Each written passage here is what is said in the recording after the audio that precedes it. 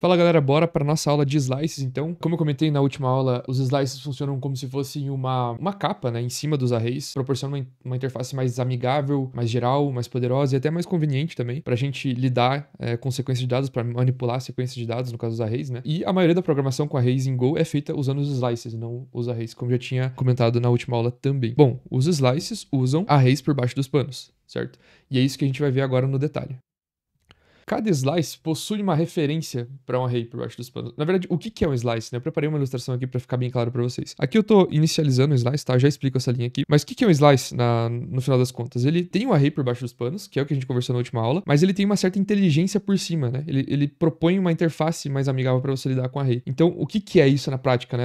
Quando a gente entra nos internos da linguagem, o que a gente vai encontrar se a gente declarar um slice, né? A gente encontra isso aqui. É um ponteiro, um número, dois números, na verdade. Um é o len e outro é o cap. O que é o len e o cap? O len significa length em inglês, que é comprimento em português, e o cap é a capacidade desse slice. E qual que é a diferença entre os dois, né? Explicando rapidamente aqui. Quando eu instancio, então, um slice com 3 de comprimento e 6 de capacidade, o que eu tenho é um array por baixo dos panos, com 6 posições, então essa é a capacidade, mas como eu iniciei ele com 3 elementos só, então só esses 3 aqui que vão estar preenchidos. E lembrando, eles estão preenchidos com 0 aqui quando eu inicio o meu slice, porque o zero value do int, né? Eu tô declarando um array, um slice de inteiros, então o zero value do int, a gente já viu lá na outra aula também, é o 0, então a gente inicia os elementos todos com 0, certo? Então, o slice, ele é isso, né? Até aqui na ilustração tá mostrando. A gente tem um array aqui, que é o que a gente comentou da última aula. Opa, deixa eu voltar aqui. Que é o que a gente comentou da última aula. E o slice, ele é a junção desses slots de memória aqui, junto com esse array por baixo dos panos. Perceba, então, que o slice nada mais é do que esse ponteiro. Ele faz uma referência, né, pro primeiro elemento do array ali. Então, a gente vai quando a gente tá manipulando o slice, na prática, o que a gente tá manipulando é o array que tá por baixo dos panos desse slice, certo? Eu falei que eu ia explicar pra vocês essa linha aqui, né? Essa é uma das maneiras de declarar slice. Eu declarei, então, um slice chamado mySlice,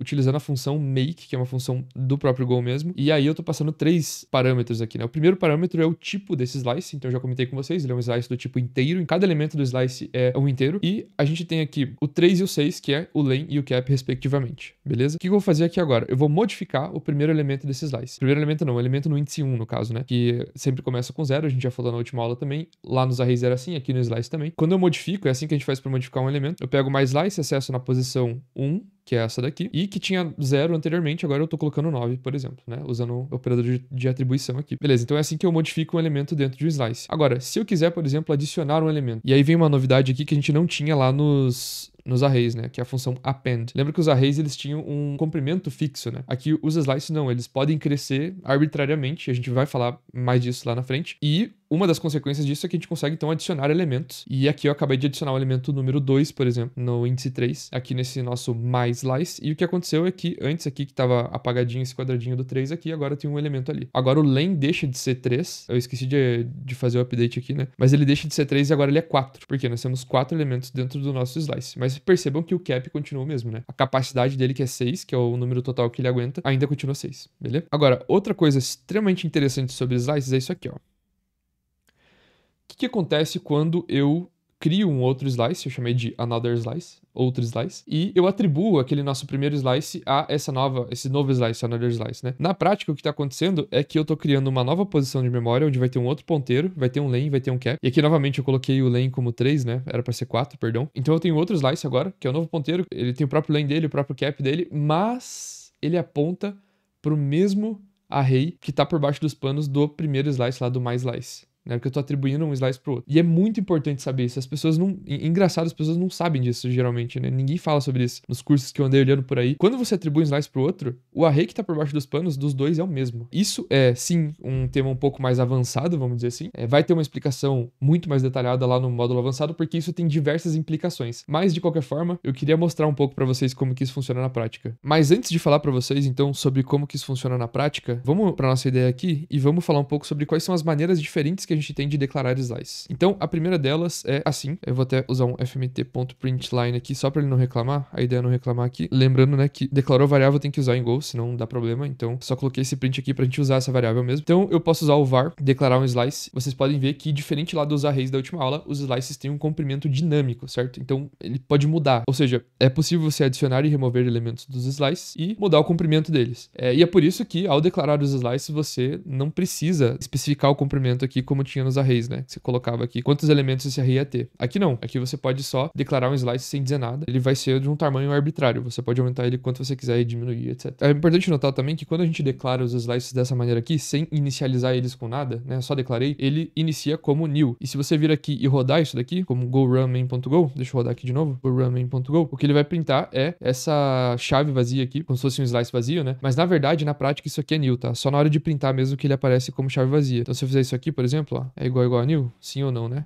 Ele tem que printar true, porque isso aqui é verdadeiro, certo? Então vamos lá, go run main.go true, certo? Então o slice, ele sempre inicia como new, se você não inicializar ele com nada, certo? Se você usar a função make, a gente já vai ver como eu comentei agora há pouco, já é diferente, já não vai iniciar como new. Bom, a segunda maneira que a gente tem de inicializar um slice é não só declarar, como inicializar também, tá? Então eu vou colocar aqui um slice de 3 posições, por exemplo, e aqui, novamente, eu não tô especificando que tem 3 posições, igual lá no array, né? Então é um número arbitrário de posições, mas eu tô inicializando ele com 3 elementos. E aí eu posso dar um print aqui, ele vai mostrar pra gente o slice com 3 elementos, certo? Vamos aproveitar aqui e printar o len desse slice. A função len retorna o comprimento dele. Aqui deve ser 3, né?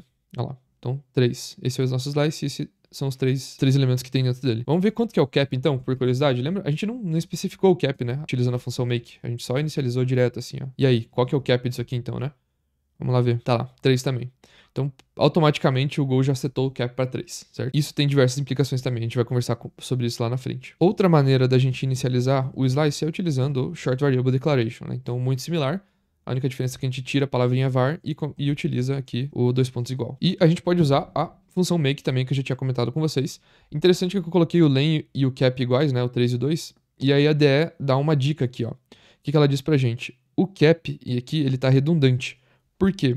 Porque como ele é igual ao len, posso omitir ele aqui na função make, e aí automaticamente o len e o cap vão ser 3, tá? Então não preciso repetir aqui 3, 3. Se eu quiser ter um len diferente do cap, né? Então eu vou inicializar os slices com 2 posições e o cap de 3, aí eu posso usar os 3 elementos direto, né? Não só 2. O terceiro parâmetro aqui é opcional. Agora, eu acabei de falar pra vocês a diferença entre o len e o cap, né? Então só relembrando, o cap seria quantos elementos que o slice pode acomodar antes dele ter que alocar mais memória, né? Toda vez que o len é menor que o cap, eu vou adicionando elementos até o cap, né? Então eu não preciso realocar memória. Agora, se o len for igual ao cap, então vamos supor que eu tenho 3 elementos dentro de um array de um slice que tem 3 de capacidade, aí a gente vai precisar realocar memória se a gente for adicionar mais um elemento nesse slice. A hora que a gente realoca essa memória, o que a gente está fazendo é criando um novo array por baixo dos panos. E agora chegou aquela hora que a gente aumenta a profundidade técnica aqui do Golang na prática, que você já está acostumado. A gente vai falar um pouquinho sobre performance usando a função make. Como que isso aqui pode afetar a performance da nossa aplicação? Quando você sabe qual que é o tamanho, mais ou menos, quando você estima mais ou menos, você tem uma noção do tamanho do slice que você precisa alocar, é altamente recomendado que você utilize a função make para declarar entre todas essas opções que eu acabei de mostrar para vocês. Por quê? Isso vai evitar as realocações de memória. Isso pode evitar, dependendo do caso de uso, né? Realocações de memória que você não estava esperando. Esse é um tema que a gente vai ver bem com calma, bem mais profundamente lá no módulo avançado. Mas, basicamente, para resumir aqui, se você não utilizar a função make e o teu caso de uso, o teu programa precisar ficar adicionando novos elementos no teu slice, o que vai acontecer é que o runtime do Go vai precisar realocar memória, então toda vez que o cap do slice enche. Realocar memória custa muito caro para o computador, isso é um uso inadequado de recurso, e dependendo do caso, quando a performance é um requisito não funcional da tua aplicação, pode virar uma dor de cabeça sinistra para você. Mas é muito fácil de resolver, né? Como vocês podem ver, é só usar a função make ali, toda vez que você souber o tamanho do slice que você precisa. Não precisa saber exatamente, tá? Mas você tem que ter uma estimativa boa, tem que alocar um slice que seja o tamanho suficiente para resolver o teu problema, mas que é muito fácil de resolver, né? Como vocês podem ver, é só usar a função make ali toda vez que você souber qual que é o tamanho do slice que você precisa. Ou estimar, né? Não precisa saber o tamanho exato, mas você pode joga um pouquinho para cima, né? E aí você já tem aquele bloco de memória fixo para você utilizar, para você manipular, sem precisar ficar realocando toda vez que você adiciona novos elementos e atinge o cap. É um problema super simples de resolver, pode dar um monte de problema dependendo do teu caso de uso. E é engraçado que eu não vejo as pessoas ensinando sobre isso por aí. É um negócio que pouca gente sabe, né? Então, para ilustrar um pouco dessa dinâmica de como é que funciona quando você começa a manipular um slice, como é que funciona essa realocação de memória, né? Como é que é criado um novo array. Eu vou fazer um exemplo aqui pra gente entender isso melhor, como é que funciona por baixo dos panos. Dá pra gente executar aqui só pra vocês verem o que vai ser printado. E a gente vai mantendo o histórico aqui, né? Então, ele printou 1, 2 e 0. Por quê? Porque eu declarei um slice do tipo inteiro, né? Com 3 posições iniciais, né? 3 de comprimento e 4 de capacidade. Só que eu só inicializei as 2 primeiras posições com valores, né, que eu coloquei customizados. Então a última posição dele ficou com 0, que é o valor que ele inicia, o zero value, né? Que é o valor que o slice de inteiros inicia automaticamente. Então, um negócio que eu queria mostrar pra vocês aqui é o que acontece se eu fizer isso aqui, ó. Eu coloquei então um elemento a mais que meu cap. Até aqui eu tô obedecendo ainda o slice que eu aloquei, né? Então eu tenho aqui 1, 2, 3, 4 elementos. Esses 4 elementos aqui tá de acordo com o meu cap, então ele deve conseguir acomodar esses 4 elementos aqui normalmente. Agora, se eu coloco mais um elemento nesse slice, que eu falei pra vocês que ele tem o comprimento dele é dinâmico, né? Ele cresce eternamente. Então, o que acontece se eu colocar um elemento a mais aqui, né? Para pra pensar aí o que ele vai printar na tela. Para nossa surpresa, quando eu rodo isso aqui, eu vou ter um erro de runtime. Index out of range. Por quê? Porque o len do meu slice é 3. Então, na verdade, ele só consegue acomodar 3 elementos. Se eu for colocar um quarto elemento, já tá fora da minha capacidade já. E o quinto elemento aqui, então, nem se fala, né? Já tá muito, muito fora. Porque além de estar fora do meu cap, além de estar fora do meu len, perdão, ele também tá fora do meu cap, né? Então ele tá longe de ser acomodado aqui dentro do meu slice. Como é que eu posso fazer para corrigir isso? Bom, primeiro, esse quarto elemento ele cabe dentro do meu slice. Então, como é que eu faço para ele entrar aqui, né? Lembrando que eu só tenho 3 elementos inicializados, né, aqui no meu make, ó. Eu iniciei só 3 elementos, então até aqui eu consigo acessar diretamente assim, atribuir diretamente assim. Se eu quero adicionar mais um elemento, eu tenho que usar o append. Append mais slice. Aí eu coloco 4. Beleza, aqui já vai funcionar já. Função append, eu posso já adicionar um elemento a mais no meu slice. Vamos dar um print aqui embaixo. E depois eu vou adicionar vou comentar isso aqui por enquanto. E vamos rodar assim para ver como é que fica. Show. Então eu consegui acomodar o quarto elemento aqui utilizando a função append. Agora, o que acontece então se eu quiser adicionar então esse quinto elemento aqui? Isso aqui a gente já sabe que não vai funcionar. O index vai estar fora de range, certo? Index out of range, ó. Então eu tô tentando acessar o 4 aqui e essa posição 4 nem existe no meu slice, né? Tá fora do cap. Beleza. E o que acontece então se eu fizer um append com esse quinto elemento? Tá lá, consegui adicionar esse quinto elemento aqui no meu slice. Só que agora o cap dele mudou, certo? Por que mudou? Porque antes ele tinha 4 posições de cap, e quando eu dou um append, então o Go vai lá e vai fazer uma nova realocação de memória. Uma nova alocação de memória, perdão. Quando ele faz essa nova alocação de memória, o array que estava por baixo dos panos, ele é excluído, né? Ele é alocado um outro array, e aí eu adiciono um elemento nesse novo array. Vamos demonstrar isso aqui. Então eu quero o cap do meu slice antes, né? De eu adicionar o quinto elemento. E aí depois eu quero o cap depois dele adicionar esse quinto elemento. Antes era 4 e depois virou 8. Olha que interessante, né? Então o cap, ele automaticamente, quando o Go percebeu que eu tô adicionando um elemento a mais num slice que o cap era 4, ele automaticamente foi lá, então alocou um novo array, uma outra posição de memória, copiou os elementos de um para outro, então isso custa super caro pro computador. E aí o novo array que ele alocou automaticamente foi para 8, então ele dobrou o tamanho da capacidade, né? Automaticamente ele setou para 8, ó, não fui eu que falei isso, né? Eu comecei com 4, ele foi lá e aumentou para 8, assim que encheu o cap. E o Go, lá no módulo lançado, a gente vai ver em detalhes como que isso funciona por baixo dos panos, né? O Go, ele tem esses valores dele, é padrão já. Se você não especificar, ele vai alocar o quanto ele quiser de memória ali, quanto tem na configuração do Go lá. E a gente vai ver com calma que valores são esses, né? Como que ele faz isso dinamicamente e tal. Quais são esses valores padrão. A gente vai ver tudo isso lá no módulo avançado. Mas o que a gente tem que saber aqui agora é isso, né? Então, eu fui adicionar um elemento a mais num slice que eu já tinha estourado o cap, ele foi lá e alocou um outro array pra mim. Agora, vamos tentar entender aqui essa questão da gente estar realocando, né, um outro array por baixo dos panos. Vamos tentar ver esse array mudando, né? Como que a gente pode fazer isso? Tá, então eu tô aqui com o meu slice declarado, eu vou printar ele, depois eu vou fazer uma atribuição do meu slice para um outro slice e vou printar ele de novo, certo? Aqui, teoricamente, esse código aqui deve printar a mesma coisa duas vezes, né? Porque são dois slices idênticos. Tá lá. Os dois inicializados com 0, inclusive, porque eu usei a função make, né?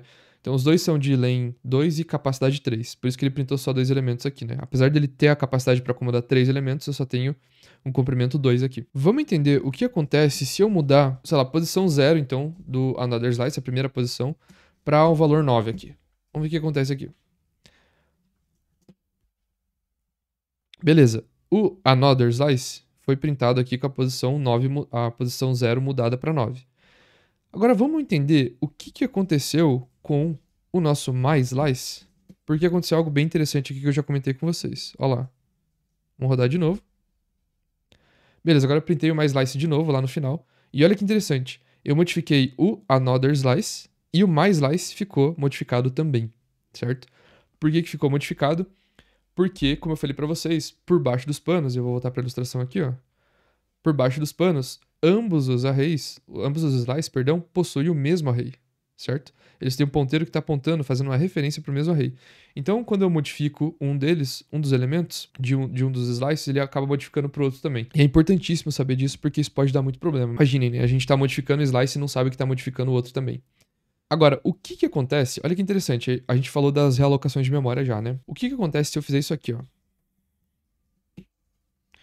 Então, eu não vou modificar agora. Eu vou deixar isso aqui lá para baixo. Antes de modificar, eu vou adicionar slice igual append another slice. Olha o que eu fiz aqui. Eu adicionei um monte de elementos aqui no nosso another slice aqui. Eu estou adicionando vários outros elementos. Então, beleza, eu fiz uma atribuição aqui, né? Eu criei um novo slice chamado another slice, a partir do mySlice. Só que eu estou adicionando vários elementos nele, utilizando a função append. E depois que eu adicionar todos esses elementos aqui, o que eu quero fazer? Eu quero printar ele, né? Então a gente vai ver o mySlice e a gente vai ver o another slice depois que a gente adicionou todos os elementos. E aí eu quero de novo modificar a posição 0 do meu another slice para 9. E vamos ver o que acontece. Aí eu vou printar ele de novo e vou printar o mySlice de novo, beleza? Certo, então aqui começou o nosso mySlice com 0. Olha que interessante, aqui a gente printou o quê? O nosso segundo print aqui, another slice, que ele já está com vários outros elementos além do que a gente já tinha inicialmente, né? Quando eu fiz isso, os dois primeiros elementos então são do mySlice e depois eu fiz um append, né, dos 9 dígitos aqui. Em seguida eu fui lá e mudei novamente o primeiro elemento para 9, que eu já tinha feito antes. Então tá aqui eu mudando o primeiro elemento para 9. E aí eu dei print nos dois de novo. E aí, olha que interessante, eu tô mudando o meu another slice, mas dessa vez o mySlice não tá mudando. Ele continua igual. O que aconteceu aqui é aquilo que eu expliquei para vocês. Como eu tive que realocar a memória, eu fiz um append de 9 elementos, né, a mais no meu another slice. Como eu tive que fazer esse append aí de 9 elementos, o Go teve que automaticamente, o runtime teve que alocar mais memória para esse slice, aumentar a capacidade dele. E quando ele fez isso, então ele deixou de fazer a referência para aquele array inicial que só tinha 3 elementos lá do mySlice. Ele passou a fazer referência para um array muito maior, que tem um cap muito maior por baixo dos panos. Então, vocês percebam que eu comecei fazendo uma referência ao mesmo array nos dois slices, mas, à medida que eu fui modificando o segundo slice, ele meio que desacoplou, né? Ele saiu, deixou lá o array anterior e começou a manipular outro array. E a prova disso tá aqui, né? Eu tô modificando o primeiro elemento do meu array, né? Do meu slice, e por consequência do meu array, por baixo dos panos, mas o primeiro slice lá ficou, não sofreu nenhuma modificação aqui, certo? Então, é bem interessante saber disso. Lá no módulo avançado, a gente vai ver esse assunto com muito mais profundidade, né? Eu vou mostrar para vocês em números, né? Quanto de performance a gente pode perder ou ganhar se a gente usar o make ou não usar, por exemplo, né? A gente vai ver benchmarks. Vamos falar, então, de detalhes internos, de como os slices funcionam. Quando você não especifica o len e o cap, né? Qual que é o tamanho do array que tá por baixo dos panos, quando que ele vai precisar realocar, né? Quando que ele lota, etc. Como que funciona essa dinâmica, né? Como que o runtime do Go lida com isso? Isso tudo a gente vai ver lá no módulo avançado. Agora, essa aula sobre slices, ela vai ficar bastante grande, então eu vou dividir ela em dois. E na próxima aula a gente vai falar sobre slices de slices, que seriam tipo... Eles são chamados de slice expressions lá dentro da documentação oficial do Go. Que basicamente é você pegar uma parte de um slice e fazer uma fatia da fatia, né? Então você tem um slice aqui, você vai fatiando ele em slices menores, né? Esse tipo de sintaxe, esses slice expressions, são extremamente úteis no dia a dia para manipular esses dados e é por isso que a gente vai ter uma aula só sobre eles lá na próxima aula, certo? Então, até logo, até mais, tchau, tchau.